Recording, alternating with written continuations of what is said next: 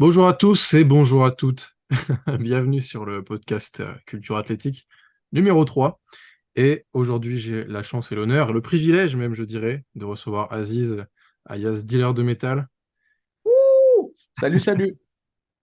Comment tu vas? Bah écoute, ça va. On arrive enfin à faire ce podcast-là. Je suis très content. Ça me sort un peu de ma zone de confort et puis ça me fait plaisir que tu te lances enfin depuis le temps que tu m'en parles et donc on y est. Donc c'est un accomplissement et j'aime bien les accomplissements du coup. Bravo.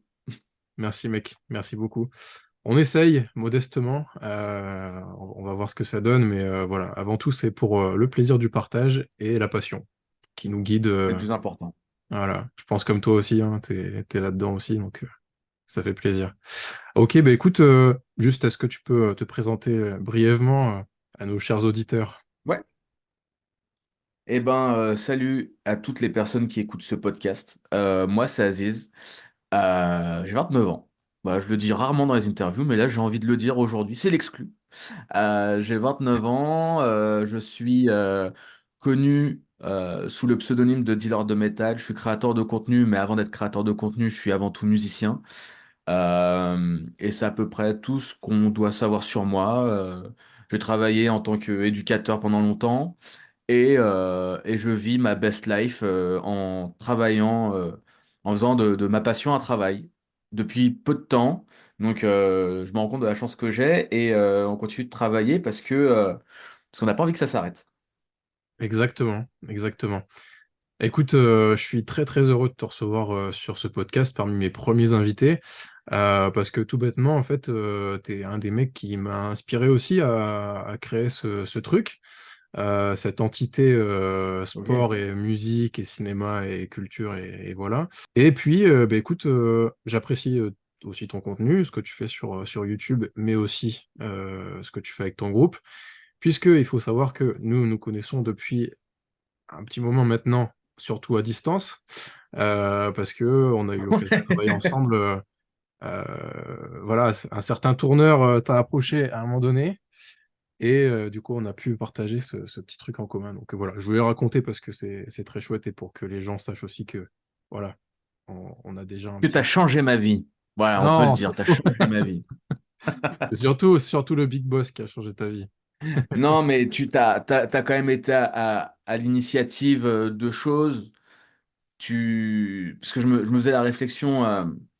Euh, Quand on faisait le topo un peu, parce que là on est en pleine promo, du coup j'expliquais, là je fais une interview ici, par là, et on m'a dit mais c'est qui Rémi? Je dis ah Rémi, bah non, comment t'as rencontré Rémi? Et j'avais dit bah je crois qu'il m'avait envoyé un message sur Insta il y a longtemps, sur une date à Strasbourg, où il y avait Michouga, et ça s'est pas fait au final. Et bref, et du coup, après, il y a eu plein de trucs, on s'est rencontrés, il y a eu des projets, t'étais tourneur, machin, etc. Et du coup, si les gens qui me suivent regardent ce podcast-là ou écoutent ce podcast-là, tu es à l'initiative de la fameuse date à la maroquinerie, cette fameuse date qui a changé le courant de mon chemin professionnel, quoi. Ouais, bien sûr, ça a été, on peut dire, un tremplin pour la suite. Donc là, on rappelle, parce que c'est aussi l'instant promo qu'il faut pas, absolument pas oublier. Ce podcast sort le 29 mars. Oh, Voilà nice. le jour où l'album Bad Situation du groupe Bad Situation, donc le groupe de Aziz. Donc vous sortez ce premier album. Euh, Vite fait, qu'est-ce qu'on peut attendre de cet album? Parce que voilà, instant promo oblige. Il faut, euh, comment tu le vendrais pour quelqu'un qui voudrait, je sais pas, écouter un peu de musique pendant ses séances et tout, parce que, enfin voilà, moi-même, Euh, je suis bercé par tes sons, évidemment, aussi, quand j'écoute tout, en fait, tu vois, la salle de sport, ça me permet Paul. d'élaborer mes playlists, etc., pour pousser encore plus loin, j'ai envie de dire. Euh, Parle-nous de cet album. Eh ben, cet album, je pense que pour une personne qui fait du sport et qui a son abonnement dans une chaîne de salles de sport, je sais pas si on a le droit de dire les noms, mais Oui, oui, chaque oui. idée a été euh, approuvée. Toutes les décisions ont été prises sur des temps de repos. Ah, C'est un génial. album qui a été testé à la salle de sport. Voilà, donc, le sport, il est vraiment. il est vraiment important dans cet album-là parce que c'est au moment où, après mes séances, j'ai mes meilleures idées ou pendant mes séances.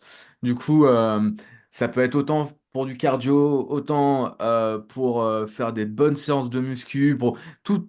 Normalement, j'ai testé tous les formats de sport, le PPL, tout ce que tu veux. On peut faire en sorte de s'amuser. Sinon, c'est un album rock, donc c'est les gens qui la personne qui n'écoute pas forcément de métal, parce que pour nous, c'est pas du métal, peut s'en sortir, peut y trouver son compte, il y a un BPM qui revient, qui fait en sorte que si, si tu es bien calé, normalement, tu brûles plus de calories. C'est scientifiquement prouvé. Mais voilà quoi. Donc, voilà, c'est un album rock sans prétention. On a essayé de faire le meilleur de ce qu'on pouvait faire. Et c'est vrai que quand on a écouté les premiers mix, les premières démos, enfin, je les ai écoutés à la salle de sport. Et c'était à ce moment-là où je prenais des vraies décisions. Ok, c'est hyper marrant que tu parles de ça parce que forcément, j'allais y venir aussi dans ma liste de questions, d'interrogations, etc. Euh, du coup, ouais, cet album, il est en partie inspiré. Enfin, je veux dire, la source d'inspiration, c'est aussi un peu le sport parce que voilà, moi qui regarde aussi tes vidéos, etc., je vois régulièrement le poster de Rocky derrière toi. Le sport a vraiment une importance fondamentale à la fois bah, du coup, dans tes idées de compo, du coup. De ce que tu me disais, en fait, Ouais. tu avais tes meilleures idées quand tu créais, enfin, quand tu étais en temps de repos, et ça me fait. C'est trop bien. C'est vraiment l'idée de l'émission, du podcast Culture Athlétique, c'est trop bien. Euh, on va un peu parler maintenant entertainment, puisque c'est Yes, aussi un peu lié avec le sport, la culture, etc. D'ailleurs, bien j'ai sûr. écouté l'émission Bang Bang hier, je crois, ou avant-hier. Cool. Donc avec ton pote, parce que c'est un duo, hein, Bad Situation, pour Ouais, rappel, c'est un duo, ouais. Je l'ai pas précisé, mais c'est un duo avec Lucas à la batterie. c'est ça. Qui est aussi sportif, du coup, ou À sa façon. à sa façon, ouais. Non. Ouais, enfin, Lucas, c'est plus le bon vivant du duo. Euh, euh, Après, lui, il est pas du genre. J'ai tenté hein, de faire des séances avec lui, mais en fait, ce format-là lui plaît pas. Il est plus du genre à se dépenser en faisant de la batterie, qui est un instrument très très physique. Carrément. Euh, Après, il est beaucoup, lui, plus. Sur les mouvements statiques, donc tout ce qui est planche, des trucs un peu de mobilité, etc. Il est pas dans la muscu, à suivre une diète, à prendre ses protes à un certain temps précis et tout. Donc, on va dire que c'est 80% moi à la salle de sport et 20% de Lucas derrière sa batterie. Enfin, je sais même pas si y a un pourcentage, mais non, c'est voilà. Mais il a fait du sport, enfin, on apprécie. Mais moi, c'est vraiment dans ma journée. Si j'ai pas ma séance, je suis désagréable. Ça fait vraiment partie de ton quotidien, quoi. Ouais, ouais, carrément. Bah, c'est aussi le moment où, quand je disais, c'est le moment où je prends mes décisions, c'est surtout le moment où je m'autorise à ne plus réfléchir, à ne plus être parasité par mon téléphone, les notifications, machin, etc. Mhm. Et, euh, et du coup, en fait, je suis vraiment avec moi-même. Et en fait, c'est là où tout devient clair. Donc, je vais là-bas pour arrêter de réfléchir, mais c'est à ce moment-là où j'ai mes meilleures idées. Donc, c'est un peu, tu vois, l'embouteillage des pensées à chaque fois. Mais voilà. Ok, c'est aussi le lieu de création et c'est un exutoire à tous les Ouais, niveaux, en fait. exactement. C'est là où je prends du recul. C'est plus Ouais, ça. ouais. D'accord. Ok, ok. D'ailleurs, du coup, j'ai écouté encore un petit peu l'émission et du coup, on apprend aussi que dans une des chansons, il y a sûrement une chanson qui fait référence à ta grand-mère que tu as perdue Ouais, récemment, si je ne m'abuse. Et c'est exact. donc, du coup, il y a aussi, je veux dire, le sport permet également de prendre du recul, comme tu l'as dit. Est-ce que il y a peut-être que c'est un peu intimiste, enfin voilà, je couperai au montage Non, s'il pas de faut. souci, vas-y, vas-y. Est-ce que tu as pensé voilà, à la perte de ta grand-mère pendant, je sais pas, pendant le sport ou quoi que ce soit? Est-ce que du coup, même le fait d'être à la salle, est-ce que ça t'a donné envie de créer des paroles, par exemple, tu vois? Est-ce qu'il y a, voilà, il y a tout le côté musical, etc., évidemment, mais il y a aussi, bien sûr, tout le côté parole. Est-ce que je sais que c'est toi qui écris? Ouais. Ça m'a donné. Alors, la perte de ma grand-mère a été vraiment un élément important. Le sport, à ce moment-là, m'a aidé plus.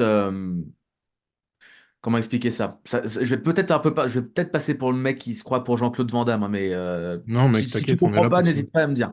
Mais plus je grandis, plus j'essaye de relativiser beaucoup de choses. Forcément, on arrive tous à un moment donné, on part tous à un moment donné.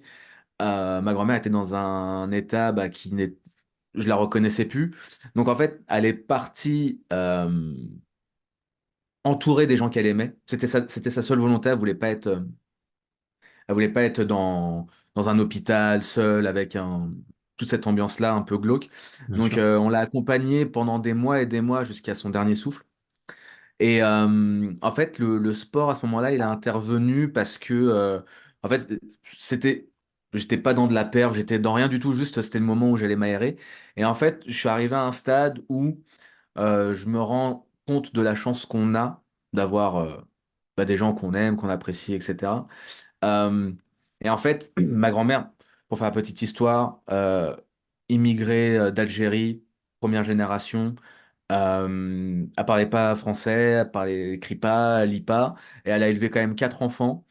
Euh, et en fait, elle s'est quand même battue pour juste pour que ses enfants puissent avoir à manger, tu vois, rien que ça. Et en fait, j'ai un peu pris sa disparition comme un. En fait, l'héritage qu'elle m'a laissé, c'est ce truc de pas lâcher.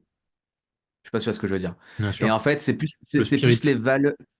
Ouais, en fait, j'ai développé une spiritualité. J'ai toujours été contre la religion, machin, etc. C'est pas clair et c'est toujours un peu mal. Enfin, j'ai un peu du mal. Mais j'ai quand même su développer depuis quelques mois, pour pas dire années, une certaine spiritualité. Ça m'aide. Je dis pas que tous les jours je fais mon truc, mais ça permet de se rattacher à, c'est un peu des rochers auxquels tu t'attrapes à certains moments quand on a besoin et quand tu n'arrives pas à parler. Et puis du coup, moi, je suis aussi quelqu'un qui réfléchit beaucoup et qui essaye de se remettre beaucoup en question. Et en fait, voilà. Donc, ce titre-là, qui s'appelle Drown, qui est au milieu de l'album parce qu'on voulait vraiment faire un pilier avec ce titre-là. Et aussi, c'est un morceau qui surprend pour un titre d'un groupe de rock. Bien Et, sûr. euh, et en fait, on... c'est un peu... quand on a composé le titre, ça faisait déjà 1 ou 2 ans que ma grand-mère avait disparu, mais j'avais pas fait mon deuil. Ce titre-là a permis, pardon, de faire mon deuil. Et en fait, par la force des choses, par la magie de la musique et par la magie du temps qui passe, tu vois, c'est que entre-temps, Lucas a perdu son grand-père il y a quelques mois maintenant. Et en fait, c'était au moment où on recevait les mix de l'album, on finalisait tout. Et ce titre-là a pris une autre direction qui est très cool, qui n'est plus la mienne. Et d'ailleurs, ce titre-là, au départ, c'est Lucas qui le compose. Moi, je suis juste arrivé avec mon thème, je me suis dit, c'est le moment où je peux faire mon deuil. Et voilà. D'accord. Et du coup, c'est ce morceau-là qui devait d'abord être guitare-voix, et ensuite, Ouais, vous avez rajouté les éléments, enfin, la batterie, etc. ouais. On s'est dit, on voulait faire un truc un peu folk, un peu acoustique et tout, parce qu'on aime bien. Mais c'est vrai qu'on a écouté le morceau. En fait, si tu veux, j'ai une vidéo sur mon téléphone où on bosse le titre guitare-voix. En fait, Lucas m'envoie un premier vocal, genre, ouais, j'ai cette idée-là, il a ses accords. Alors, il joue un peu de guitare, mais c'est très.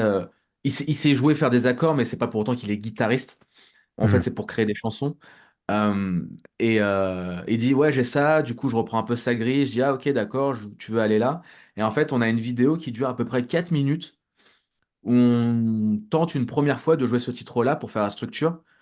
Et en fait, cette vidéo-là, c'est la version finale du titre. En gros, la structure était déjà D'accord. là, les lignes étaient déjà là, tous les premières idées d'arrangement étaient déjà là. Et quand on arrive au moment d'enregistrer, on s'est dit, c'est quand même dommage que, bah, qu'en fait, Lucas ne joue pas. Et, euh, et on était d'accord. Et en fait, au moment où j'avais la guitare acoustique et tout, on était prêt à enregistrer. Il m'a dit, bah non, je commence à jouer parce que j'ai envie de jouer. Et du coup, c'est des trucs un peu spontanés qu'on a fait sur le moment. Et je crois même que la piste batterie, parce qu'on fait tout à la maison, la piste batterie qui est gardée sur l'album, c'est la première. Il a tout joué d'un coup. Et c'est la version de la démo qui est sur l'album. Donc, D'accord. Ok. Ouais, ça a vraiment été spontané. Il y a des guitares, il y a vraiment des trucs, il y a vraiment toute une fin de morceau où il y a vraiment toutes les guitares et tout, vraiment tout le truc où ça part, le climax il est haut.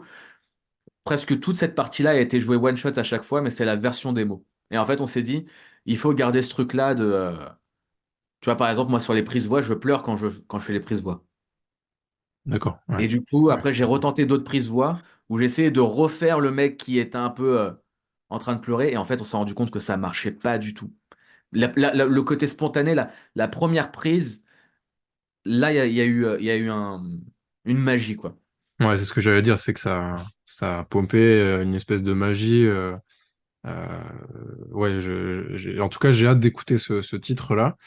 Ouais. Euh, allez l'écouter d'ailleurs. De toute façon, D'ailleurs, il sera et sorti. même parce que du coup, j'ai pas. En fait, le thème, donc, c'est un morceau par rapport à ma grand-mère, mais je l'ai pas écrit de mon point de vue.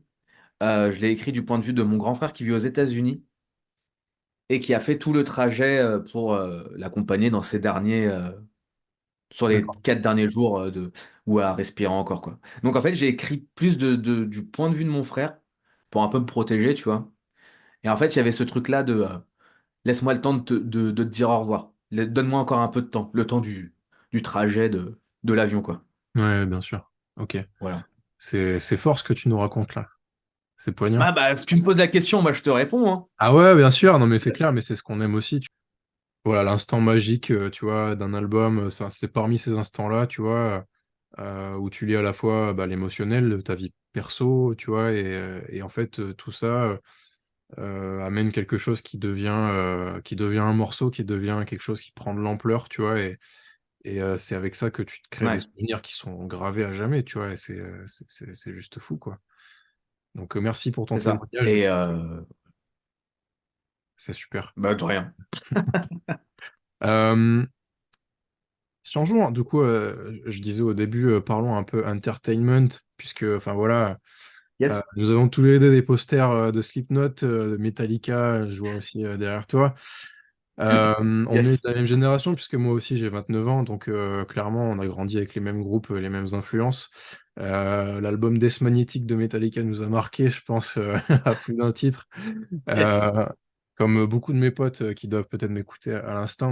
Comment toi tu perçois la performance live d'un groupe de métal? C'est-à-dire, parce que voilà, je parle un petit peu au niveau sportif et tout, parce que Bien sûr. on associe vachement le métal avec le côté sportif. Petite dédicace à Stéphane de Metal Workout que j'ai reçu et qui a fait une belle, une belle déclaration d'amour à la musique et au sport en même temps. Donc voilà. Comment toi alors déjà toi sur scène comment tu es? Est-ce que vraiment véritablement tu es sur un espèce de ring de boxe où tu te dis avant de monter sur scène putain je vais envoyer le bois quoi. Euh, Parce que tu as des groupes qui sont juste là pour jouer de la musique, tu vois, transmettre quelque chose et voilà, et des fois tu as des groupes, je pense aux groupes de métal parce que c'est un genre qui s'y prête vachement. T'as des groupes qui sont là, tu vois, ils veulent la bagarre, quoi. Tu Ils veulent vois, en découdre. voilà. Ouais. Ouais, tu vois, et il y a cet aspect vachement sportif, tu vois, qui revient, quoi. Alors moi, je vois ça comme du sport. En fait, j'évite le côté compétition qui arrive. Mais compétition un peu positive, c'est que un groupe qui va faire un truc stylé, je vais pas jalouser, je vais dire, ok, ok, le niveau il est là, donc il faut être au moins à ce niveau, voire plus. Euh, et en fait, c'est à chaque fois ça, c'est un peu bateau, mais c'est le surpassement de soi, c'est vraiment faire attention à déjà bien jouer ses titres, être en bonne condition, être serein, parce qu'en fait, c'est ça qui va te donner ta, tu sais, ton assurance, en fait. C'est toi, ton corps, comment tu vas te ressentir. Si tu es pollué par le stress, tu vas être. Tu vois, moi, je chante, du coup, la gorge elle peut être totalement serrée parce que il y a quelqu'un qui t'a contrarié avant de monter sur scène sans faire exprès. Il faut vraiment faire attention à ça. Donc, moi, comment je vois la performance live, je la vois. C'est pas plus différent qu'un match de foot ou qu'un match de rugby ou qu'un combat de boxe. On est là faire du spectacle, transmettre des émotions, et tu peux pas. Alors, tu peux transmettre une émotion, mais elle pourrait être négative, mais tu peux pas transmettre une émotion en étant à 20% de tes capacités. Et pour Surtout moi, dans le c'est métal. toujours. Ouais, et pour moi, c'est Dans le toujours rock. 100%. Mm. Mais pour moi, le 100%, il varie. C'est que peut-être mon 100% d'aujourd'hui, ça sera mon 70% dans 2 semaines. Et ainsi de suite. En fait, c'est vraiment donner le meilleur de moi à l'instant où je suis là parce que c'est de la musique live. Et des fois, ça peut être la météo où tu joues un peu tôt, où t'as pas les bonnes conditions, où là, faut aller vite. Il y a plein de choses qu'il faut savoir, comment dire, intérioriser. Et je pense que le sport me permet de pouvoir savoir où est sa limite, jouer avec. Et si t'as pas la notion ou les connaissances de tes limites, tu peux vite te cramer. Et ça, dès le premier morceau. Et après, le reste, c'est foutu. Là où, moi, des fois, je suis en live et je me dis, bon, là, je sens que j'ai de l'énergie, mais il me reste encore 4 morceaux et j'aimerais les faire autant à fond. Du coup, là, quand je joue, je vais un peu, tu vois, step back, tu vois, genre un peu être un peu plus relax parce que j'aime bien être sous tension tout le temps, parce que Mhm. c'est le rock qui veut ça. Mais voilà, c'est savoir jauger. Et puis, tu as aussi ça. Et aussi, des fois, quand tu dois enchaîner 4 5 dates d'affilée, si tu te crames le premier soir, bon, c'est foutu, quoi. Mhm. Donc pour moi, entre le sport et la performance live avec la musique qu'on fait, euh, ça va de pair. Tu peux pas les dissocier, selon moi, tu vois. Bien sûr. Après, le métal est très très large, donc il y a des styles où tu peux te permettre de bouger un peu moins, etc. Ouais. Mais c'est vrai que je suis totalement, enfin pas d'accord du coup, parce que je ne suis pas musicien en tant que tel, mais je vois complètement ce que tu veux dire dans ta gestion de l'effort. Quand tu as une séance de, bon, je parle de musculation, mais c'est pas tu vas tout de suite si tu en es capable et si le but est d'aller à l'échec constamment musculaire, tu peux risquer de te cramer pour le reste de ta séance. Bon, bah, un concert, c'est pareil, quoi. Et Tu du vois. coup, te blesser. Exactement. Exactement. C'est se cramer Voilà. pour dire de se cramer, quoi. Et puis après, bah, t'es moins bon sur le reste de ton set. Donc, Exactement. Exactement. Et c'est pour moi, c'est vraiment, vraiment très, très important. Parce que en plus de ça, Bad Situation, on est deux. Du coup, en vrai, je suis seul à occuper l'espace. oui, Tu vois. c'est clair. Donc, j'ai mes instants de bourrinage et mes instants de repos. Ouais, Mais c'est pas pour autant que c'est du repos. Mais ouais, et puis je chante et je fais de la guitare en même temps. Et puis je parle au public. Voilà, c'est, on fait le taf, hein, et on se plaint pas, on fait le taf parce qu'on a choisi de le faire, mais faut savoir faire les choses intelligemment. Tu vas pas faire double séance de bench dans la même journée, tu vois. Si tu l'as fait à chaque fois à fond. Donc, voilà, c'est varié. Et puis la vie en tournée, c'est que tu essayes aussi de trouver du repos quand tu peux. Parce que c'est pas, à notre stade, c'est pas encore bien défini, ce truc-là du repos. Bien sûr, parce que vous êtes encore, entre guillemets, jeune sur les Bien tournées, quoi. sûr. Et gérer justement cet effort et gérer appréhender, on va dire, cette énergie qu'il faut donner chaque soir. Exactement. Hmm. Je pense Ouais. notamment à Jean-Michel Labadie, qui est donc le bassiste de Gojira, qui maintient une espèce d'énergie qui est constante comme ça. Genre, à chaque fois, il va faire sur le même morceau, genre sur Flying Wells, il va partir de la batterie un peu en hauteur. Il va te faire un truc en mode grand écart, saut de grand écart. Il va retomber pile poil au bon moment, tu vois. Enfin, c'est un truc de. C'est génial, quoi. C'est génial, Ah mais bah ouais. c'est un mec qui a plus de 40, je sais pas quel âge il a, Jean-Michel, mais il a peut-être plus de 45 ans, non? Bah, si on part du principe que Mario Duplantier, c'est le plus jeune, et qu'aujourd'hui, je crois, il a 41 ou 42 ans, il doit théoriquement être Ouais, plus vieux. ouais. Donc, Putain, ouais, c'est peut-être pas loin de ce que tu viens de dire. ouais, c'est clair. Putain, ce serait un rêve de l'avoir sur le podcast un jour, Jean-Michel. Justement pour poser toutes ces questions de gestion de l'effort, etc., chose qu'on n'entend jamais sur aucun média métal ou quoi que ce soit, donc ce serait hyper intéressant. Euh, Du coup, revenons un peu à l'entertainment, etc. Euh, Toi, ce que j'ai compris, en tout cas, les performances live de groupes, de concerts, etc., t'adores ça, au même titre que moi. Ouais. Quel groupe t'as vraiment fait prendre conscience de ce truc-là et de dire, putain, ouah, ça envoie le steak, et il faut que, moi aussi, si un jour je suis musicien, faut que je dévale comme ça la scène, il faut que je, tu vois? Ouais, bah ils sont là derrière moi, hein, Slipknot, hein. C'est malgré tout la grosse bagarre. Après, t'as ça, après, t'as, t'as l'énergie, t'as plein de trucs. Vraiment, ma grosse claque, ça a été Slipknot parce que ça allait vraiment dans tous les sens. Mais tu vois, il y a même des groupes genre The Bronx, le groupe de punk hardcore The Bronx. Euh, ça me fait kiffer. Vraiment, il y a une énergie, tu vois. Fever 333, tous ces groupes-là, tous ces groupes où quand il va, c'est mortel, Bad Brains, quand si tu vas aller il y a hyper longtemps. Chaque concert a son petit truc. Des fois, c'est le public qui en donne plus que l'artiste. Des fois, c'est aussi ça que tu vas chercher. Mhm. Euh, mais ouais, moi j'ai souvenir de ouais, avoir grandi avec Internet, avoir vu des vidéos de groupes que j'avais pas la chance de voir. Pantera, ça a été un des groupes genre waouh, genre on peut faire ça quoi. On peut sauter dans tous les sens, voilà, faire du headbanging, tourner dans tous les sens, faire des solos en même temps, et tu te dis waouh. Et il n'y a pas de playback, il n'y a pas de truc, c'est de la pure énergie. Et voilà. C'est ouais, ces groupes-là. J'ai un peu l'impression des fois j'ai des influences de mecs à l'ancienne, mais voilà. Ouais, bah c'est sûr. Après, je veux dire, enfin, je veux dire, on est la même génération, donc je ne peux que acquiescer et comprendre ce que tu dis. Et encore que, voilà, Pantera, tu vois, c'est des groupes qui ont évolué dans les années 90, Bien euh, sûr. 80-90, Metallica, tu vois, enfin, quand tu vois Ouais, la tournée du Black Album où ils avaient une espèce de. Ils avaient deux scènes et tu avais le bassiste qui cavalait, enfin, ouais. c'était incroyable, quoi, tu vois.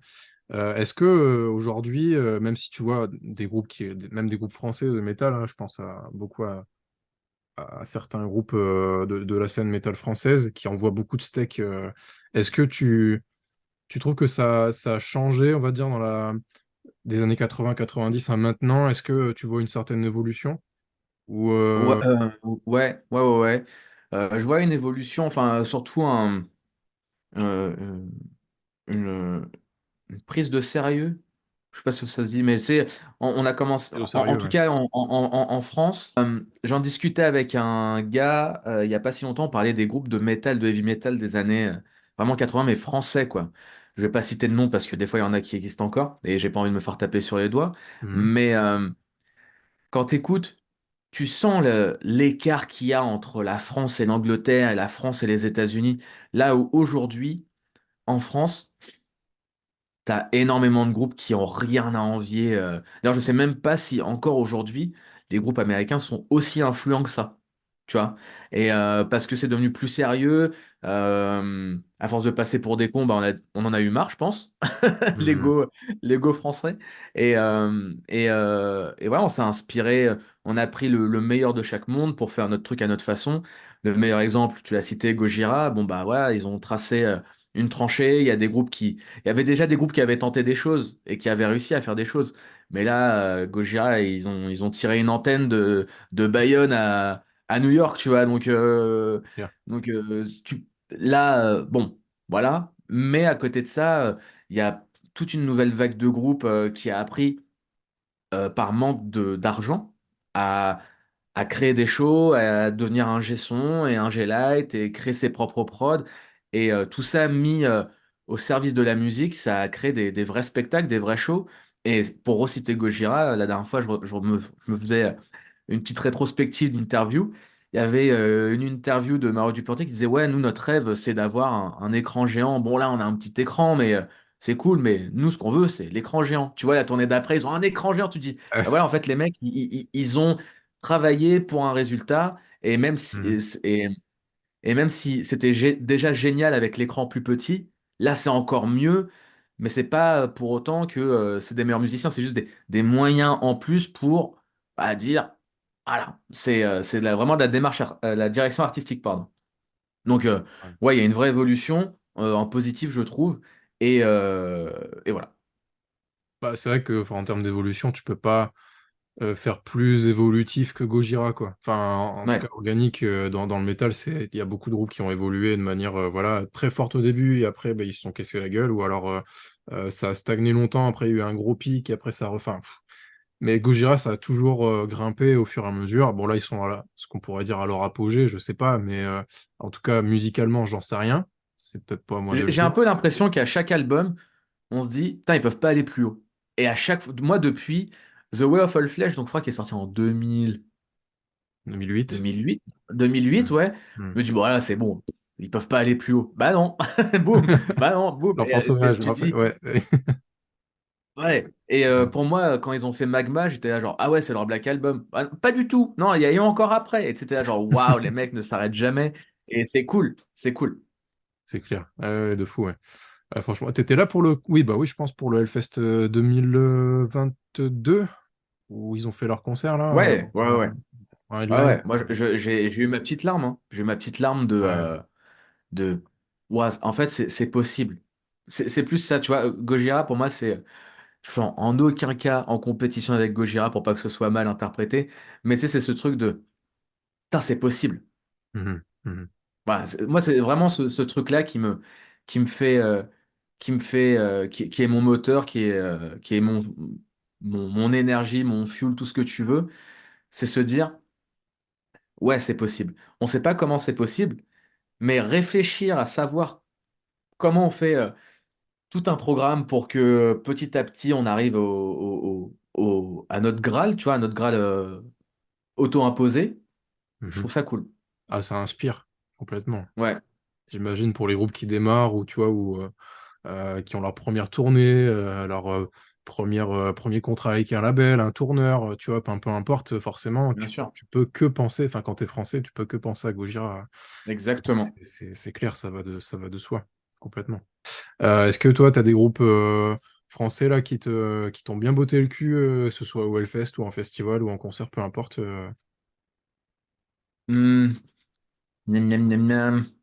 Là, il y a quatre groupes qu'on peut pas vraiment ignorer sur ces dernières années. Ils sont là depuis longtemps, mais vraiment sur ces dernières années, ils sont en train de tout taper. Était le plafond de Il y verre. a, il y a Landmarks, il y a le groupe Novelist, il y a le groupe Ashen, et j'en oublie un, c'est horrible. Landmarks, Novelist, Resolve. Effectivement, ouais. Ces quatre groupes-là, Mhm. ces quatre groupes-là français sont en train de mettre une pilule. Ah, franchement, bon, si c'est vraiment que tu es hermétique à toute cette scène-là, enfin, tu peux pas l'ignorer, quoi. Il y en a qui l'ignorent encore, quoi. Et il y a ça. Après, dans un registre un peu plus rock, bah, on peut difficilement passer à côté de Pogo Car Crash Control. Carrément. Euh, après, ouais, des Rise of fois, the North Star. ouais, mais tu vois, regarde par exemple, Rise of the North Star, pour moi, leur truc là, on vient de nulle part, on représente tout le monde. Pour moi, c'est même pas un groupe français. Il y a des C'est vrai. mangas, ça rappe en Mhm. français, c'est en anglais, t'as des kanji, ils sont distribués par des Allemands. Oh, wow, on va où là? Et, euh, C'est et pas des du coup, patriotes, genre. ouais, c'est ça, mais tu vois, Rise of the North Star, ouais, et puis du coup, ouais, ouais, ces groupes-là, c'est vraiment incroyable. J'essaie de réfléchir en même temps, mais tu vois, je pourrais te dire Massisteria, ça te roule le cul en live, mais ça, c'est plus un secret pour personne. Ça fait un moment qu'ils sont là Euh, aussi, hein. Mhm. Tu vois, donc là, ce qui est cool avec les quelques noms que je t'ai donnés, donc Landmarks, Resolve, Novelist, Ashen. Ashen, c'est le plus jeune groupe de tout ce que je viens de dire, je Mhm. crois. Ils font des percées incroyables. Pogo, ils ont créé un truc, c'est vraiment incroyable. Tu vois, ils font des têtes d'affiche, je crois, ils ont joué au Solid Days ou à Rock en scène, je sais plus. C'est blindé de monde. Et en fait, bah, c'est cool. En fait, ça motive et ça motive des gens qui font pas forcément de musique. Ça motive des gens qui sont dans un délire musical, mais qui se sentent rejetés, mais au final, ils sont quand même représentés. c'est pas par des groupes à l'ancienne, donc les plus jeunes peuvent s'identifier aussi. Et en fait, c'est ce truc-là que je trouve cool. Et là, tu vois, là, quand on a fait des interviews, là, il y a des gens qui nous prennent aussi comme influence. Et bon, je pense que j'aurais du mal à m'y faire, mais il y a beaucoup de duos. Enfin, reçois beaucoup de messages de jeunes duos qui se prennent en photo en répète pour dire ouais, on fait comme vous, on a regardé ta vidéo de ton installation, on fait pareil. Et en fait, C'est génial. pour moi, c'est la meilleure chose. C'est la meilleure chose Mhm. que tu vois, avoir. Tu vois, il y a James Hetfield là. James Hetfield il m'a donné envie de prendre une guitare et me dire que j'ai donné envie à des plus jeunes de prendre un instrument ou de s'intéresser à un instrument ou à un style. Ça vaut tous les haters du monde, quoi. C'est clair. Ouais, de fou. Et de part aussi ta chaîne YouTube où Ouais. voilà. Après, je vais pas te poser la fameuse question entre dealer de métal et ton groupe Bad Situation. Est-ce que c'est compliqué? Est-ce que du coup ça t'a aidé à percer, etc. Puisque je pense que tu en as marre de ces questions aussi. Après, je pense que si on me la pose à chaque fois, c'est que les gens ils tombent pas sur les réponses. Du coup, je peux y répondre. Euh, Ouais. pff, ouais, je pense que l'un ne va pas sans l'autre. C'est que bah, vu qu'on fait tout de manière authentique, bah, je pense que ça se ressent. Euh, comme un gars, ouais, comme un Philippe Etchebest qui se met derrière une batterie et qui fait de la batterie. C'est cool. En fait, ça prouve encore une fois que les codes, ils n'existent pas. Les cases qu'on fait, les cases qu'on met, les cases qu'on s'impose, elles n'existent pas vraiment. Là où c'est intéressant de voir l'évolution, c'est que t'as des artistes ricains, et je pense que tu le vois comme moi. Tu vois, par exemple, pour donner un exemple, le Knotfest média, le média de Slipknot, euh, le batteur de Stray from the Past qui a sa chaîne YouTube, tous les groupes ricains, ils ont leur propre podcast, Metallica, ils ont leur propre magazine, tu vois. Et en fait, je pense que c'est plus une envie de maîtriser son art jusqu'au bout que de vouloir faire l'influenceur et des codes promo. C'est que aujourd'hui, ça fait partie intégrante. Et un groupe comme Metallica, s'il est toujours aussi à la page, c'est qu'ils ont réussi à s'adapter et, euh, et prendre la vague, pas quand c'était trop tard, quoi. Donc, c'est Ils ont intéressant toujours su très bien le faire, ça. Prendre la vague, Ouais, prendre le bon train au bon moment. ouais. Et puis, à chaque fois, c'est toujours ceux qu'on pointe du doigt parce qu'ils ont fait ci, ils ont fait ça. Tu vois, ils ont tous été D'accord. décriés parce qu'ils ont pris... ils ont fait un documentaire, machin, etc. Mais sauf que les gens, ils demandent ça, du behind the scene, voir comment ça se passe, etc. Les gens, ils veulent je pense que les gens, ils veulent plus forcément. En tout cas, moi, je suis plus à l'aise avec ça, ce truc-là de tout est fake. Tu sais, où tu te fais une idée du truc. Euh, je trouve que les réseaux sociaux, pour ça, ça a apporté cette proximité-là qu'on n'avait pas forcément avec les artistes. Et je pense que, vu que les artistes sont, j'imagine à l'époque, hein, ils étaient sur un calendrier, dirigés par la promo, machin, etc. euh, Si tu voulais voir des artistes, bah fallait aller au concert ou à des événements, des conventions, etc. Mhm. Euh, alors que là, tu peux être en direct, genre, t'as ton artiste qui passe en live, tu peux lui écrire un message où il te donne des infos direct sur le moment, tu vois. Et ça, je trouve ça cool. Il y a aussi beaucoup d'inconvénients, mais tu vois, par exemple, la chaîne YouTube, pour moi, c'est une tentacule sur le poulpe que je suis, tu vois. C'est une belle métaphore, ça. Voilà, je suis un poulpe. T'es Mais un poulpe maintenant. Oh putain, d'accord. exactement. Mais ça, j'ai pas trouvé mieux, hein. C'est vraiment. Non, mais c'est Voilà. imagé, c'est. Ouais, bah, tout le monde voit ce que c'est qu'un poulpe.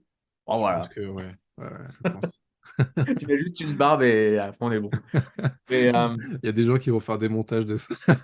j'ai hâte. J'ai hâte. Mais voilà, il y a aussi beaucoup. Tu vois, par exemple, au lieu de décrier, de dire que le rap c'est ceci, le rap c'est cela, moi, je suis plus du genre à me dire pourquoi eux ça marche. J'ai envie de comprendre. Moi, j'aime bien comprendre pourquoi ça marche. Mhm. Pourquoi ça? Pourquoi, pourquoi le rock, c'est plus autant à la mode que quand c'était Nirvana et compagnie? Pourquoi? le rap, il a pris une tournure comme ça. En fait, plutôt que de dire, Mm. ouais, mais c'est de la faute de machin, la faute de truc. Non, d'abord, on se pose, on réfléchit, on connecte un peu de neurones ensemble et on essaye de Mhm. voir ce qui marche ou non, tu vois. Et je pense qu'il y a beaucoup de choses à prendre dans le rap en termes de marketing. Sauf que le rock, c'est subversif, machin, etc. Bien sûr. Donc, l'aspect business, en fait, il n'existe pas auprès de certaines personnes. Et du coup, ils sont toujours sur le slogan sexe, drogue et rock'n'roll. Du coup, ils pensent qu'il faut se pinter la gueule et violer des gens et c'est cool, quoi. Tu vois? Donc, alors que pas du Ouais. tout. Tu Mm. vois, toi comme moi, on a fait des soirées avec certains gros groupes. Et tu vois que les mecs, quand ils ont fini de jouer, s'ils se tapent une bière après jouer, c'est que le lendemain, il y a un jour off. Et au final, dans les afters, c'est pas les artistes qui restent, c'est tous les autres gens. Et en fait, si t'es pas confronté, si t'es pas dedans, tu captes pas, quoi. Donc, C'est clair. c'est dans ça où j'ai besoin de comprendre, genre, pourquoi comme ça? Pourquoi eux, ils ont fait ça? Pourquoi eux, ils ont fait ça? Et tout a une raison, tout acte a une conséquence. Et non, théoriquement, tu dois avoir un certain résultat si tu mets certaines choses en place, quoi. Totalement. Complètement. Et je reviens sur l'aspect justement où tu disais en after, si les mecs ils boivent une bière après leur show, c'est qu'il y a un jour off, machin, etc. Oui, et en même temps, j'ai envie de dire qu'avant, c'était pas forcément comme ça. Enfin, il y a encore des groupes qui sont très, voilà, métal, qui sont très fêtards, machin et tout. Ouais, Notamment Children of Bodom, bon, voilà quoi. C'était un exemple parfait de ça, je pense. ouais, Tu pouvais pas trouver pire, en tout cas de mémoire. Peut-être qu'il y a d'autres groupes, nouveaux groupes qui font ça aussi.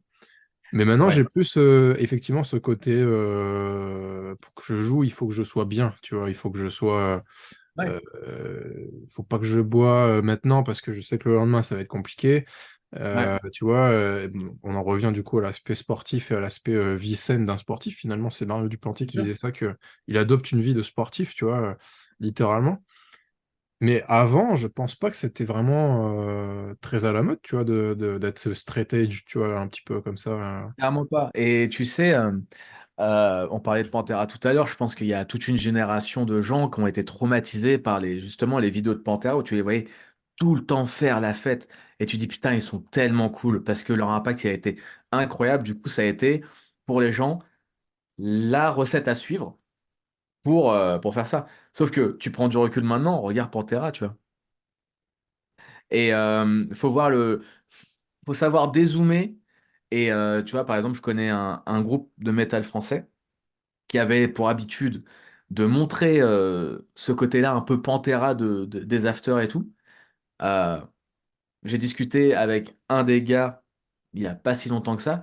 Il me disait s'il y a plein de plans qu'on n'a pas fait, C'est à c'est cause parce de ça. que l'image qu'on donnait, tu vois, Hmm. aujourd'hui, t'as- là, c'est vraiment rentré dans le business. En fait, Complètement, je je pars, trouve, oui. pars du principe que tu as une image à donner. Tu vois, quand c'est l'EMI, c'est cool. Voilà, bon, c'est une autre époque aussi. Euh, et en fait, tu apprends toujours à chaque fois des erreurs des autres. Tu vois, Kurt Cobain, c'est cool, mais sa fin, elle est tragique. Euh, le chanteur d'Alice in Chains, pareil. Pantera, pareil. Et du coup, tu as plein de groupes comme ça où tu te dis. Ah, les mecs, quand même, ils se font du mal. Et t'as ça. Et moi, tu vois, je travaille dans le social. Et pour moi, la posture, en fait, le public avec lequel je travaillais, c'était des gens, c'était des enfants qui étaient déjà en difficulté. Voilà, c'est de la délinquance, machin, etc., décrochage scolaire et tout. Et en Hmm. fait, si t'as pas, si t'es instable, t'instaures une relation instable et du coup, t'as pas pleinement confiance. Et moi, j'ai besoin de sentir qu'on me fait confiance et j'ai besoin de ressentir cette confiance pour dire tu vas tu me donnes pas ta confiance pour rien. Et du coup Carrément. garder cette rigueur-là, tu vois. Et c'est partout comme ça dans mes relations et c'est pour ça que théoriquement, je crois, j'ai de problème avec personne. En tout cas, si c'est le cas, je suis pas au courant. Mais mais Manifestez-vous si vous avez des problèmes ouais, avec la team. manifestez-vous, qu'on se règle là, on se pète, on fait un octogone, et comme ça, c'est cool. Mais tu vois, en fait, c'est le côté. En fait, on l'a vu, tu vois, genre, t'as beaucoup de gens qui abusent encore de leur pouvoir ou de leur influence, et c'est que quelque part, t'es pas sain dans tes relations, et que tu mets des choses en place qui sont pas forcément cool. Et, et aujourd'hui, pour moi, c'est compliqué de faire de la merde parce que on a vu des gens que je connais, où il y a eu des suspicions de machin, de trucs, comment la phrase allait tourner. T'as des mecs qui travaillent plus dans le métier dans lequel ils étaient, tu vois. Mhm. Bien Et sûr. des fois, je sais pas trop comment me positionner par rapport à ça, mais euh, ça force au moins aux gens, ça force au moins les gens à être un petit peu aware, comme dirait Jean-Claude Van Damme, tu vois. Mais, Bien sûr. c'est juste, faut faire attention. Moi j'ai besoin de faire attention parce que tu vois, même en tant que musicien, j'ai eu des expériences où justement, j'avais testé ce truc-là de boire avec tout le monde, machin, etc. C'est nul. Tu te souviens plus. Tu sais plus ce que tu as dit. Le lendemain, c'est compliqué. Le regard de l'autre, il est compliqué. Et en fait, il faut assumer. Et c'est vachement plus simple d'assumer des trucs où en fait, tu sais, t'as rien à te reprocher, t'es toi-même, t'es cool et tout, où tu essayes de faire attention. Et voilà, je suis un peu parti loin sur ce truc-là, Non, non, non, mais tu vois, par mais exemple, c'est un sujet très actuel aussi, donc ouais, c'est clair que ça va avec, hein. et tu vois, par exemple, parce qu'à côté de ça, moi on a grandi avec South Park. Je sais pas si tu as regardé South Park quand tu étais plus jeune, mais moi j'ai Si. poncé South Park, tu vois. Et South Park, en fait, moi ça me fait rire. Je suis conscient qu'il y a des gens à qui ça fait pas rire du tout, mais je vais pas faire des blagues type South Park dans un cercle de gens où je sais qu'il y en a, ils vont mal le prendre, où je les connais pas ou pas suffisamment. Bien sûr. Tu vois, en fait, c'est juste pour pas blesser les gens. Mais moi, ça me Mhm. fait mourir de rire, tu vois. Et, euh, et en fait, c'est juste faire attention et pas passer pour un gros beauf à chaque fois, tu vois. Ouais, c'est clair. Et en plus, surtout que bah, dans le métal, t'as encore vachement ce côté-là. Je veux dire, voilà, pour en avoir bon, bah, côtoyé certains, ou voilà, que ce soit des amis, des artistes, peu importe, il y a encore vachement ce côté beauf, tu vois. Et tu peux faire du gros son, voilà, faire je sais pas, des trucs de fou sur scène et tout, sans passer pour le gros beauf de service, tu vois, juste comme tu dis, en faisant un peu attention, quoi, tu vois. Après, faut pas s'agir de se brider non plus sur tout, tu vois, Non, bien je sûr. pense. Mais c'est vrai qu'aujourd'hui, moins tu fais de conneries, entre guillemets, parce que maintenant tout est médiatisé très vite, Ouais, moins tu fais de conneries, on va dire, dans le off, moins tu auras de surprises dans les mois, années qui viennent, quoi. Parce que là, le nombre de trucs, de dossiers qui apparaissent plusieurs années plus tard, voire plusieurs décennies plus tard, bah ouais, ouais, ça, c'était pas là pour être diffusé à l'époque, quoi. Donc, du coup, c'est ça. Et ce qui était toléré avant ne l'est plus maintenant, et ce qui est toléré maintenant ne le sera peut-être plus dans 10 15 ans, tu vois. c'est Donc, ça. c'est plus, tu vois, j'ai un peu ce truc-là. Alors, c'est un peu ce que YouTube m'a appris à mes dépens. C'est si tu don- si tu peux limiter les moments où tu donnes le bâton pour te faire taper dessus, c'est cool. Hmm.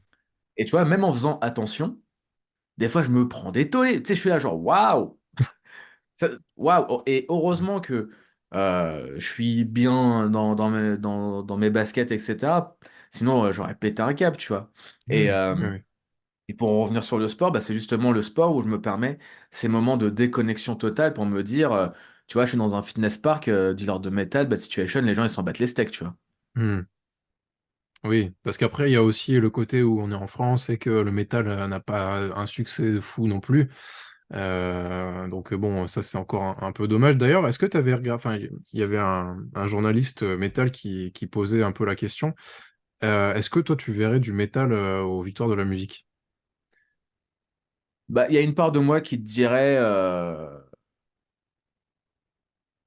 oui, parce que tu vois, aux States ils le font, donc pourquoi pas. Ah, mais Après, si c'est fait ils vont en te dire les France, States, c'est les States, tu vois. ouais, c'est Ils ça, te diront. mais en même temps, on a Gojira, tu vois. Au Gojira, il y a plein d'autres trucs. Donc, en fait, je pense que le... parce que. ah, je m'en mêle dans mes pensées. Alors, je réfléchis avec moi-même et je te Et réponds. C'est une question épineuse. Non, en vrai, j'aurais tendance à dire oui, parce que pour moi, toutes les musiques doivent être représentées. Après, est-ce qu'il y a besoin de ça pour que le métal soit, tu vois, Il n'y a pas de victoire de la musique. On a quand même en Mm. France un des plus gros festivals de métal au monde, tu vois. Ça donne un peu le ton. C'est sûr. Après, moi, je trouverais ça cool, mais après, tu vois, tu mets qui?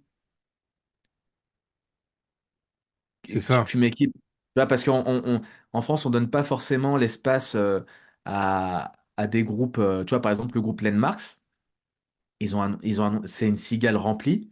Ils t'annoncent un Olympia. Moi, il y a des gens qui, quand ils me demandent des noms de groupes, je balance Landmarks parce que petite fierté, tu vois, c'est cool ce qu'ils font, tu vois. Les Carrément. mecs, ils cartonnent partout. Et dans leur propre pays, t'es là, genre, waouh. Parce qu'il y a un manque de reconnaissance, parce que c'est aussi des styles de musique un petit peu durs à travailler en termes de. La dernière fois, je discutais avec une personne qui me disait qu'en France, je sais plus c'est qui, mais c'est un gars de la scène et j'ai pas envie de dire de conneries, et peut-être qu'il a pas envie d'être mentionné, mais il me disait, tu vois, ce qui est dommage en France, c'est que le métal ne se résume qu'aux groupes bah, déjà qui chantent en français et soit qui Mm. fait des blagues un peu burlesques, soit faut être politisé. Carrément. Et, et en fait, Mm.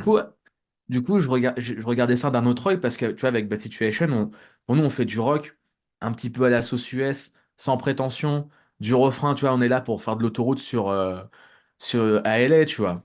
Mhm. Et, euh, et tu vois, quand je vois certains retours de médias qui parlent de Bad Situation, en fait, certains arguments, bon, il y en a, ils veulent pas nous couvrir, ils veulent pas faire d'articles parce que je suis dedans et je sais pas pourquoi. Parce que dealer de métal, parce que j'en sais rien, tu vois.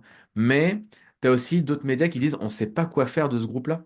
Parce que, en fait, tu as plein de médias ultra spécialisés dans tout le métal, mais pas dans les trucs mainstream. Et quand c'est les trucs mainstream, Mm. ben en fait, c'est déjà d'autres sphères avec d'autres accords et d'autres groupes. Et tu vois, par exemple, tu prends un rockard, là, le rockard de. Là, on est quel mois là? C'est le mois de février. J'ai vu un rockard, c'est Bruce Dickinson en couverture. Ouais, Je pense que tu prends un record d'il y a 15 ans, c'était Bruce Dickinson en couverture. Donc en fait, c'est clair. tu vois, tu te dis l'évolution, elle est où? Alors ouais, ils vont faire un truc sur Gojira une fois de temps en temps, mais c'est tout. Alors que, tu vois, t'as des festivals presque tous les mois en France, t'as une scène black metal, t'as une scène metalcore, t'as une scène rock, t'as une scène là aussi trap metal, tu vois, avec des trucs genre comme Train Fantôme, t'as plein de trucs. Mm. Mais non. Mais du coup, ces nouveaux groupes-là, ils font en sorte d'exister par d'autres biais, qui seront peut-être les nouveaux trucs mainstream, les nouveaux gros médias de demain. Et en fait, ça fait un cycle. Pour en revenir à la victoire de la musique, tu vois, métal, tu vois, Arthur fait ses triomphes du métal, tu vois. Mhm. Déjà, faudrait lui demander pourquoi il appelle ça les triomphes et pas les victoires, parce que je crois il y a une histoire de juridique là-dessus. Il y a quelqu'un qui possède les droits, apparemment. D'accord. Ah, je Euh, savais pas. Ok. ouais, je crois qu'il y a un truc comme ça, hein. Peut-être que je m'avance et je dis des conneries, mais je crois qu'il y a un truc comme ça. D'accord. Mais, euh, mais tu vois comment c'est reçu.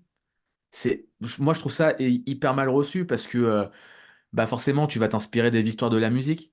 Donc, tu Mhm. vas respecter certains codes. C'est des codes qui sont pas aimés de la scène métal. Et en fait, ça te fait une migraine pas possible. Alors, tu vois, et moi, juste, je lis certains commentaires. Je suis pas à la place d'Arthur et je vais pas parler pour lui. Mais son initiative, elle est cool. Qu'on accepte ou pas, voilà, tu vois. Mais à côté de ça, bah, tu vois, j'ai eu une pause là dans toutes les interviews. J'ai regardé une interview de Booba qui a balancé Mhm. son dernier album. Et un mec, il lui pose la question par rapport aux victoires de la musique, mais je crois il y a l'artiste rap qui a fait le plus de streams, le plus de ventes ou plus de je sais pas quoi. Ce gars-là n'a pas été invité, n'a pas été nominé. Mhm. Tu te dis, bah, si lui qui est censé déjà gagner, il est pas considéré, en fait, c'est zéro crédibilité, quoi. Donc, C'est sûr. Sur c'est une des assez musiques les plus écoutées en France, d'ailleurs. en plus, tu vois. C'est même peut-être même le style le plus écouté. D'ailleurs, je crois que là, ils ont intégré une catégorie rap cette année, il me semble. Bah voilà. Donc, Donc bon, et peut-être tu vois, je ça crois, arrive. Mais, il y avait le rappeur SCH qui, je crois, qui avait gagné l'année dernière, ou je sais plus, et qui avait dit genre, ouais, j'ai gagné, mais en même temps, il y a machin, il y a machin, il y a machin, il y a machin, il y a machin.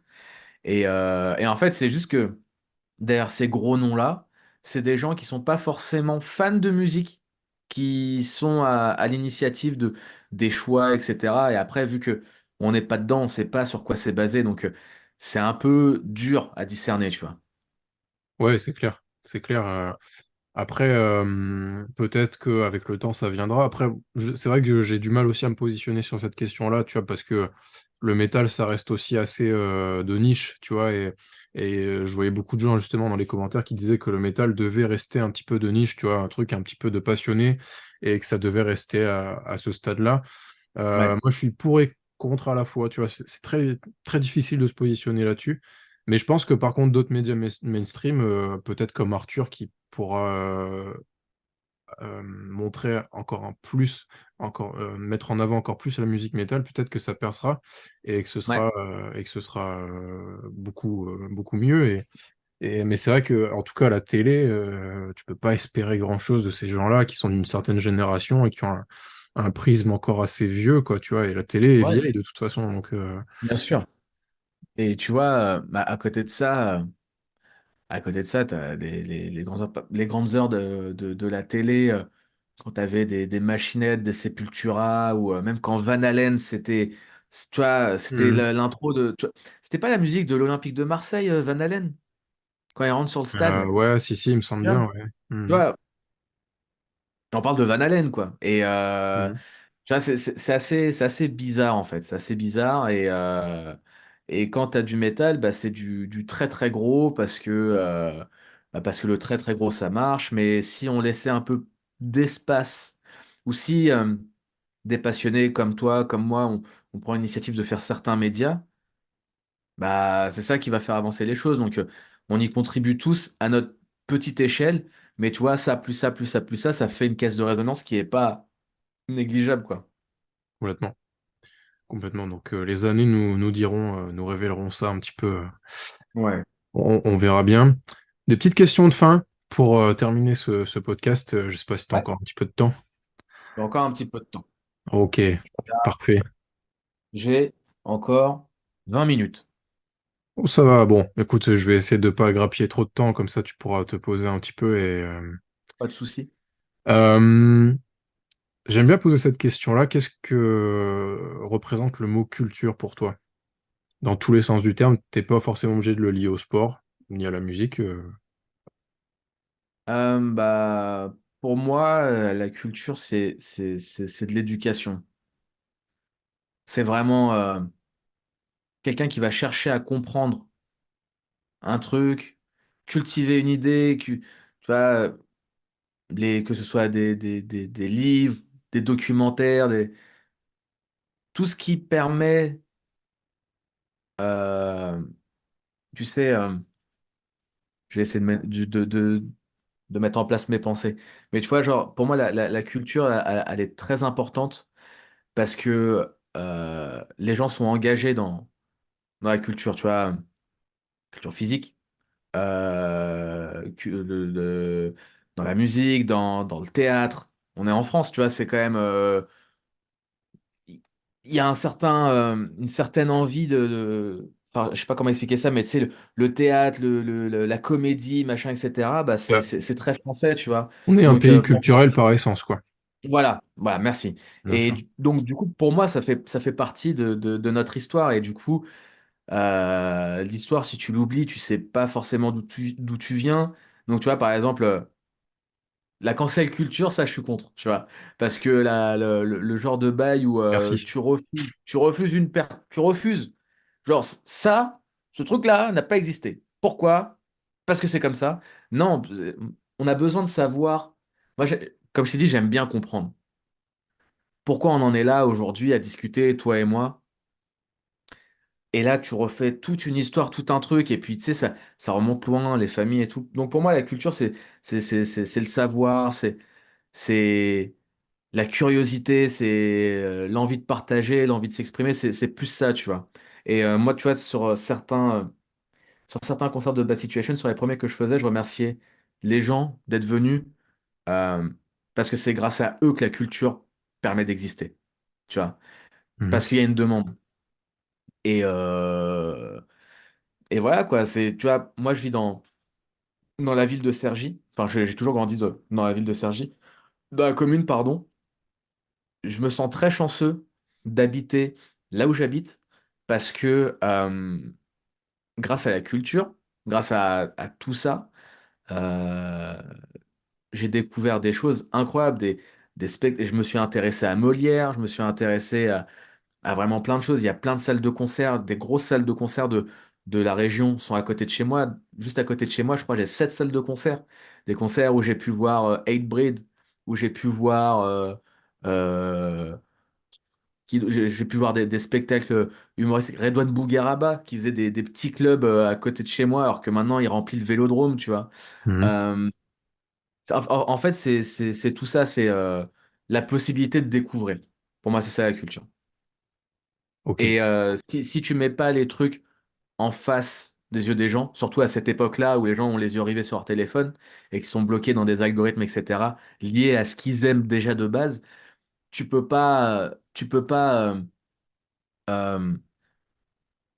tu sais, tu Ouvrir. peux pas t'ouvrir en fait. Tu peux Hmm. pas t'ouvrir, tu peux pas être curieux de l'autre, tu peux pas faire en sorte de comprendre les autres, tu vois. Et si on devait mettre ça au métal ou à la musique, etc., tu vois, dans la muscu, faut pas prendre des protéines, ça fait mal aux reins, tu vois. Oh Ou là là. alors, tu vois, Mon ou Dieu. Ah alors, ouais. ou alors le métal, ou alors, non, la créatine, attention, ou alors dans le métal, c'est que des sataniques, etc. Genre, non, en fait, parce que si tu te poses 2 minutes et que tu essayes de comprendre, tu vois que c'est au-delà de ça et que c'est peut-être un peu plus réfléchi, tu vois. Et en fait, Vraiment. pour moi, la culture, c'est de l'anti-bêtise. Ok. Voilà. C'est très bien résumé. C'est Ah très bien putain, résumé. je suis un homme politique, merde. Donnez-moi je veux le poste de ministre de la Culture. Ah oui, oui, parce que là, on est sur Rachida Dati, quoi. Bon, voilà, je n'ai Ah rien ouais, contre cette non, femme, ouais. mais qu'est-ce que... What? Quel est le fuck, quoi? Tu te dis, bon, Rachida Dati à la poste de la culture. Ok. Bon. Elle aime Ouais, bien le théâtre, peut-être, je vois. ouais, c'est ça. Non, mais tu vois, mais encore une fois, c'est des trucs qui nous touchent pas parce que c'est pas des gens qui, qui sont confrontés à des gens comme nous, tu vois. Tu sais, c'est une autre. Des fois, je regarde la télé, les infos et tout, je me dis, ces gens-là sont dans une autre réalité. Je sais plus quel Oui. politique avait dit, tu vois, le prix du pain au chocolat ou je sais pas combien. Ouais, C'était genre, ouais, mais déjà, vous en achetez pas, on vous les offre, tu vois. C'était genre, c'est une autre réalité et du coup, on se comprendra jamais, tu vois. c'est ça. Oui, complètement. Il y a une incompréhension entre le... J'ai pas envie de dire le politique parce qu'ils sont... Alors, j'espère à un moment donné qu'ils seront pas tous comme ça. Je pense que ça changera. Mais pour J'espère. l'instant, on est... Ouais, on en est encore loin, quoi, pour l'instant. Ouais. Après, quoi, Ouais. si les politiques sont tous cool, tu vois, les groupes de punk, ils ont plus rien à dire, quoi. On est tous Ouais. d'accord! Oh ça n'a pas de sens. Ouais, c'est vrai que... ah oui, si tu vas par là, oui, c'est clair. Ouais. Clair. Mais bon, voilà, je parle jamais de politique, mais voilà, je me suis permis avec toi. Ah, mais t'inquiète, bah, de toute façon, la culture, c'est politique, malheureusement, des fois, tu vois. Donc, enfin, malheureusement ou heureusement, mais les deux s'imbriquent bien. Donc, oui, on peut être amené à parler de politique, surtout la culture et le sport. Ouais. Voilà, quoi, tu vois. Bon, des fois, là, c'est Ouais, un bah, peu tu vois, c'est le body c'est important, positive, le genre de, tu vois, ce genre de choses qui sont très politiques, tu vois. Donc, bon, carrément. quand tu Mais tu vois, t'attaques à c'est pour ça. ça où moi, je suis vraiment partisan du truc de. En fait, j'ai du mal à savoir ce qui est politique ou pas, parce que j'ai un peu l'impression que même si tu vas boire dans un verre en plastique, est-ce que c'est un verre en plastique ou machin, tu vois, Ouais. tout est politisable, tu vois. Donc c'est pour Mm, ça que je préfère faire attention aux gens, être toujours ouvert à la conversation, parce qu'en fonction des points de vue, tu peux aussi évoluer sur des choses, tu vois, sur des choses auxquelles tu penses, sur tes a priori et tout. Et, bien sûr. et pour moi, c'est plus ça. Mais pour moi, c'est pas politique, ça. C'est juste ça, être un humain, et avoir des valeurs humaines et pas être trop con, voilà, si possible. C'est clair. Ah ouais. Voilà. Mais après, c'est vrai qu'aujourd'hui, tout vient à être politisé, malheureusement. par les réseaux sociaux, je trouve, même s'il y a beaucoup de choses de très bien sur les réseaux. Mais c'est vrai que malheureusement, tu vois, dans les commentaires, ah bah il y a eu ci, il y a eu cette affaire-là, donc bah du coup je bannis le groupe de ma playlist. Tu vois, enfin c'est un peu usant quoi. C'est vraiment un peu Ouais, usant de. j'aimerais pas être dans la tête de ces gens-là parce que être aussi drastique. En fait, il y a des gens, il y a des trucs que je peux comprendre, mais des fois, quand tu es attaché à certaines choses, des fois, tu as peut-être un peu du mal à être aussi drastique, tu vois. Ouais. Puis En souvent fait, au aussi final, c'est tu pas si attaché. ce sont des gens, enfin après je généralise pas, mais il y a beaucoup de gens qui sont issus d'une nouvelle génération et qui sont peut-être comme nous quand on avait 20 ans, ou bon voilà, on n'est pas si vieux, mais tu vois, il y a, je veux dire, notre prisme et notre vision des choses il y a 10 ans n'est pas la même que maintenant, tu vois, et peut-être que Bien sûr. voilà, cette génération-là a besoin de s'exprimer. Bon bah voilà, peut-être que c'est un peu extrême, un peu drastique, mais parce qu'on est aussi passé par là un petit peu par des extrêmes, etc. Pas forcément dans le mauvais côté des choses, bien sûr, mais pour moi en tout cas, et je pense pour toi aussi, évidemment.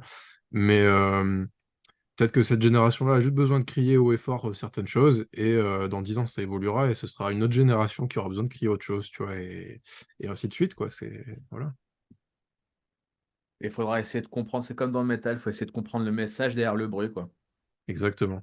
C'est totalement bien résumé, ça, complètement. Dernière petite question, mon cher Aziz. Si tu avais un événement, que ce soit culturel, sportif, je sais pas, un bouquin, une convention, un concert, un match, une perf sportive, qu'est-ce qui t'a bluffé récemment? Qu'est-ce qui t'a mis sur le cul, littéralement? Euh, le dernier événement, bah, il y en a deux. Il y en a un peu lointain et l'autre un peu plus récent. Vraiment, la remontée de l'équipe de France sur la finale. Là, les deux buts d'Mbappé, la reprise de volée, là. J'ai jamais vécu, pour avoir fait du foot, hein, j'ai jamais vécu une émotion aussi forte en regardant du sport. Jamais. C'était Jamais. fou. La, la, C'était fou. la gueule du gars, il est tout pâle. Tu sens qu'il est à bout, il y va encore. Ça, c'est vraiment le truc, voilà, ça c'est le bordel, quoi. Ça a été l'image, vraiment, genre, j'étais genre, putain, Hmm. juste pour ça, on méritait, tu vois. Il y a ça, ou alors, là, parce que c'est ma petite Madeleine de Proust, quoi. C'est Cédric Doumbé, les 9 secondes. Ça, un mec qui ouvre Yeah. autant sa gueule et qui fait autant fermer des gueules, je suis là, genre, oh, quand même. Bon, pour ceux qui ne connaissent pas, c'est le MMA. On parle du MMA du coup. Ouais, c'est du MMA. Euh, et c'est vrai que c'était assez impressionnant en vue des circonstances, j'ai envie de dire. Ouais, ouais, et puis on parlait d'entertainment tout à l'heure, c'est vraiment là on y est vraiment, tu vois. Pur et dur. Là, le gars, il fait des prédictions, il se la raconte. Tu vois, c'est moi j'aime bien, ça fait partie du jeu et tu te dis ouais, et au final il a raison et c'est ça et tu te dis putain, le jour où ça sera le moment où ça y est, c'est fini. Mhm. Voilà, mais en attendant, il apporte beaucoup de positifs pour ce sport-là parce que les gens sont curieux, ça fait un peu bête de foire, mais il faut jouer avec ça en fait. Faut savoir trouver le moyen d'attirer les personnes, quoi. Ouais, c'est clair. C'est vrai que c'est un sport qui est encore assez méconnu, et même moi, j'avoue que je suis pas particulièrement fan, tu vois, de juste deux gars qui se frappent. Déjà, de base, tu vois, bon, je suis pas dans les sports de combat plus que ça, même si j'aime bien regarder, etc. Mais c'est vrai que le MMA, tu te dis, putain, en fait, c'est un peu notre catch, tu vois, d'aujourd'hui, quoi. Ouais, Enfin, dans l'entertainment, j'entends, tu vois. ouais, ouais. Et d'ailleurs, d'ailleurs, ils ne diffusent pas de métal dans les intros de MMA. Je crois pas en Non, avoir entendu encore. non, je crois peut-être l'UFC, mais je suis pas sûr. Je suis pas sûr. Peut-être, ouais. Alors que dans le catch, à l'époque, il y en avait du métal. Eh ouais. C'est une bonne conclusion, mon cher Aziz, pour clôturer ce podcast. Bah déjà, merci beaucoup d'avoir accepté l'invitation. Eh ben écoute. Voilà, tu fais un superbe invité, dans les premiers invités en tout cas, tu es un très bel invité, voilà. Et je trouvais que l'échange était vraiment chouette, donc Ouais, c'était voilà. cool. Bah c'est vrai qu'on aurait pu. Là, c'est vrai que ça aurait pu durer plus longtemps, mais là je vois bientôt la fin de la session. Du coup, je vais pas trop m'étaler, mais c'est vraiment très cool. En tout cas, je suis vraiment très content que tu fasses ce podcast-là, que tu t'éclates, que tu puisses aussi avoir, par ce biais-là, de nouvelles possibilités et que aussi à ton niveau, tu fasses bouger les choses parce que ça On commence verra. comme ça et tu sais pas où ça t'amène. Et voilà quoi, donc faut continuer à être curieux et à proposer des choses qualif avec le cœur. Et quand tu m'en as parlé, j'ai dit go tout de suite parce que je sentais que c'était un truc qui bouillonnait en toi, quoi. Complètement. C'est vrai que c'est mêler la culture et le sport, c'est moi qui ai un petit peu jonglé entre les deux milieux, professionnellement parlant, ça, voilà, j'avais besoin de créer ce truc-là en tout cas. Cool. Et ben merci en tout cas. Merci à toi. Yes. Allez, bah écoutez, sur ce, nous on se laisse là. N'hésitez pas à aller suivre Dealer de métal sur YouTube, Bad Situation, écoutez le nouvel album qui est X-Homme As, hein, comme non, on va pas faire du franglais, je vais me faire insulter. Non, mais ça nique des mères, voilà. Je l'ai dit, ça Cool. nique des mères, donc allez écouter ça. Et nous, on se retrouve plus tard pour un nouvel épisode. Ciao.